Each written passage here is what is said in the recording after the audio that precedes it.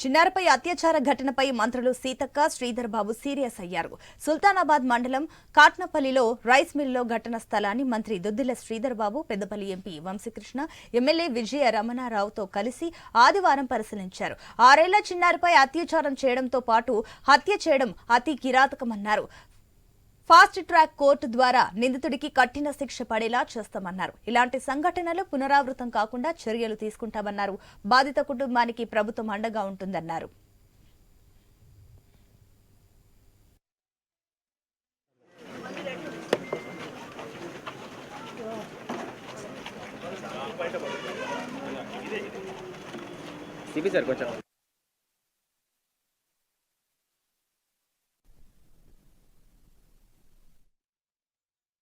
పెద్దపల్లి జిల్లాలో జరిగినటువంటి రైస్ మిల్లులో జరిగినటువంటి ఘటన ఎంత ఘోరం అంటే, వాడు తల్లిదండ్రుల మధ్య పడుకున్న పాపను, అంటే మన ఇంట్లోనే మనం ఉన్న కాడే మనం ఇద్దరి మధ్య తల్లి తండ్రి సేఫ్టీ లో ఉన్నదని, వాళ్ళు కూడా మా పక్కనే ఉన్నది కదా అన్నటువంటి భరోసాతో పడుకుంటే, వాడు రాత్రి 11 గంటలకు వచ్చి ఎత్తుకుపోయి రేప్ చేసి చంపేసి ఇంత దారుణంగా జరిగినటువంటి ఘటన చాలా దిగ్భ్రాంతి కలిగిస్తా ఉంది. ఎందుకంటే అసలు ఎక్కడి నుంచి ఎట్లా కాపాడుకోవాలి ఇట్లాంటి ఈ దుర్మార్గుల నుంచి అనేది కూడా ఒక ఆవేదన అనేది వస్తుంది.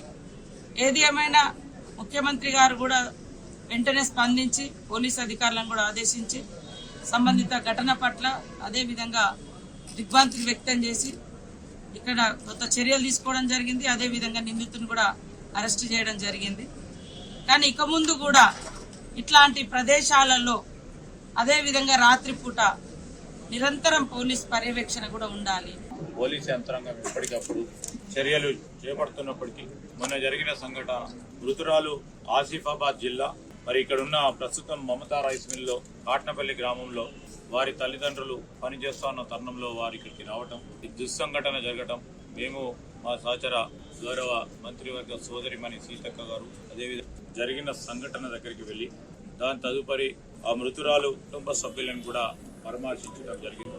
చాలా బాధాకరమైన సంఘటన. మరి తల్లిదండ్రులు ఒకటే కోరటం జరిగింది, నిందితుడికి కఠినమైన శిక్ష పడాలని, ఈ విధమైన సంఘటన మరొక మారు జరగకూడదు, తిరిగి ఏ తల్లిదండ్రికి కూడా ఈ విధమైన బాధ ఉండకుండా చేయాలని వారి ఆవేదనను వ్యక్తం చేశారు. అతి క్రూరంగా అగంతకుడు చేసిన చర్య, దాని తర్వాత చంపడం ఎవ్వరు కూడా, ఈ సభ్య సమాజం ఎవ్వరు కూడా సహించేది కాదు.